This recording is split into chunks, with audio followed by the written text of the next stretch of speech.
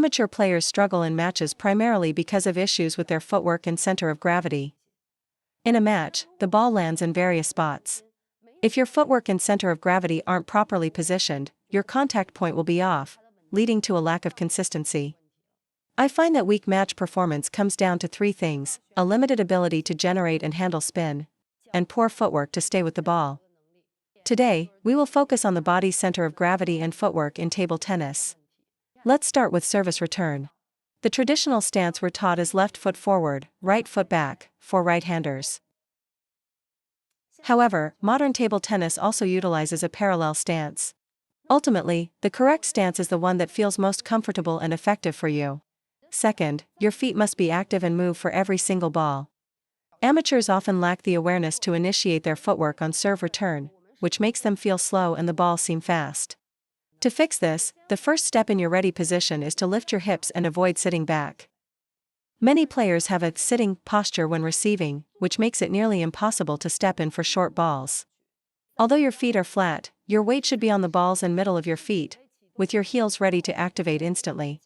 Many players sit back on their heels, which prevents them from moving in for short balls. That's the first point. The second point is your knees. Many players' knees collapse inward. You should keep them spread apart, in an outward position. This stance gives you plenty of space to cover both your forehand and backhand sides. Third, you must adjust your center of gravity during the serve return. If your weight is evenly distributed, you have to waste a movement to shift your weight before moving to the forehand. Since most serves go to the forehand short, forehand long, or middle, you should put about 70% of your weight on your left leg. Keep the remaining 30% of your weight on a relaxed right leg, which should be ready to move forward, sideways, or back at any moment. Furthermore, your right knee and foot should be opened up to protect your forehand side. This allows you to make contact in front of your body, which is crucial for handling fast serves and surprise attacks. So, once you lower your center of gravity, open your knees and feet to be ready for any lateral movement. As you step, if the ball is fast, you hit on the move. If it's slow, you plant your feet and then execute the shot. If you master these points on your serve return, your initiation will improve significantly. Alright, that covers the basic ready stance for service return. Second, let's talk about the relationship between center of gravity and footwork, starting with the backhand side. For a ball on the backhand side, many players just use their arm, which is incorrect. When the ball is right in the middle of your backhand side, you need to step forward with your right foot. When your right foot steps forward, your right shoulder will be in front of your left, allowing you to engage your shoulders and body in the shot. If you just swing with your arm like this, you won't be able to generate any real power. So, from my stance, if the opponent serves to my backhand side, my right foot must step forward to be beside or in front of my left foot. At the same time, your body must rotate, and your racket should be positioned slightly to the left of your body's centerline. A central contact point only allows for forward power, but a contact point to the left lets you create an outside and arc for better control over the ball's trajectory. So even for a serve right to me, my footwork comes first, then the backhand loop. Especially against heavy spin, the further your racket is from the ball, the more you'll be affected by the spin. Therefore, you must get your body into the ball. This will help you generate power and neutralize the spin more effectively. For any ball on the left half of the table, your left foot initiates every movement. Many players use the wrong footwork entirely. For example, when preparing for a backhand return, if I need to step in, my left foot must move forward around the corner of the table. A common mistake is stepping sideways, which forces you to reach and push short balls, setting up your opponent for an easy attack. To cover the backhand half, your left foot must move forward around the table corner, and your body weight must follow. Now, if you want to use your backhand for a ball in the middle, your feet need to be ready to move. Once you read the ball is in the middle, step forward with your right foot. Then execute the loop. If you just step sideways with your right foot, you won't be able to generate power with your backhand. For a middle ball, your weight should be on your right leg. For a ball on the backhand side, your weight should be on your left leg. So let me ask you, if the ball is right at your backhand, where should your weight be? Is the shot quality higher when your weight is between both legs, or when it's on one leg? It's definitely the latter. Players who hit with their weight centered between their legs will make many return errors, misread spin, and fail to generate body power. The only time your weight should be between your legs is when the opponent's push is so fast you have no time to adjust. Only when you need to use vertical power from your core can you hit with your weight centered. If the ball is directly in my center line, I generally prefer to make the contact point slightly to my left. When the ball is slightly to my right, I shift my weight right and engage my right hip. To the left, I engage my left hip. Even for a ball right in the middle, I tend to turn in and engage my left hip. This is my personal habit. Everyone is different, but the key is to transfer power from either your left or right hip into the shot. Your arm can only do so much. Your body is what provides true consistency. Relying on just your arm leads to inconsistent results, so you must learn to use your body to generate power. Next, let's discuss the middle. For amateurs, the most difficult shots are the deep backhand, short forehand, middle ball, and deep forehand. The middle is difficult because of problems with footwork and center of gravity. For instance, I love serving side spin to the middle or deep side underspin to the middle, because these are spots amateurs struggle with. Why can't we create space for a deep ball? It's because when returning a deep serve, your right leg fails to get out of the way. If an opponent keeps attacking your middle, simply clearing your right leg out of the way will make the ball much easier to handle. You feel jammed and pressured because your right leg is in the way, and that's exactly what your opponent is targeting. If that leg moves laterally, you haven't created any space. You need to drop your right leg back to make room for your stroke. Even without moving far sideways, just creating that space for your swing will make middle balls much less awkward. If your body is in the way and you're hitting behind yourself, you'll always feel jammed. You must clear your body to create space for a proper contact point. Again, this is a leg problem, not a hand problem. So, create space for your contact point and ensure your body is behind your arm. The shot will no longer feel awkward. If you only move laterally without creating space, any ball you hit from behind your body will feel jammed. Now let's talk about short balls.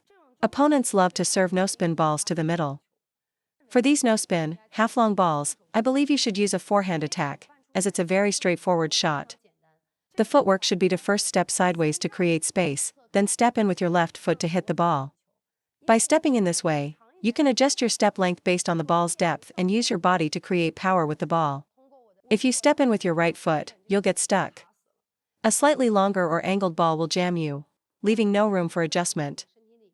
After I serve, my opponent pushes a half-high ball, and my loop often goes wrong. What's the problem? The issue is standing too close to the table after your serve. When they push a high, short ball, you're in an awkward spot. Too far to stay back. Too close to step in. After you serve, you should maintain a distance suitable for looping a long ball. A high, short ball is always slow, giving you time to move in. You must first be ready for the long ball. Once you see a short ball, then you rotate and step in. Always leave yourself space to move forward. If you don't rotate your body first, you can't step in properly. Only by rotating after your serve can you effectively step in and synchronize your body's power with the incoming ball. So, for any short, high, slow, or soft balls, your first priority is to create the space needed to step forward. Because the opponent might also push deep, you must first create space, then rotate, and then move your body and hand to meet the ball. Now let's cover the forehand side, starting with short balls. Untrained players often don't step in far enough. Here's a standard to follow: when the opponent serves short to your forehand, your right foot must land in the forehand half of the court. If your right foot doesn't get there, you'll be reaching for the ball. The further the contact point is from your body, the higher the error rate. So, get your right foot into the forehand side. Second, when you flick or push, your thigh should be close to the edge of the table. This proves your center of gravity is forward. If there's a large gap between your body and the table, you haven't moved in enough, and you can't produce a quality shot. So, to return this ball well, first, your right foot must step into the forehand side. Second, your thigh and stomach must be close to the table. Third, your left heel must be off the ground, ensuring your weight is forward. Only from this position can you execute a quality long push or flick. And how do you recover? You bounce back. Step in. Then spring back. Don't walk back. You should explode back like a spring, pushing off your right foot to return to the ready position quickly. Players often misjudge long and short balls.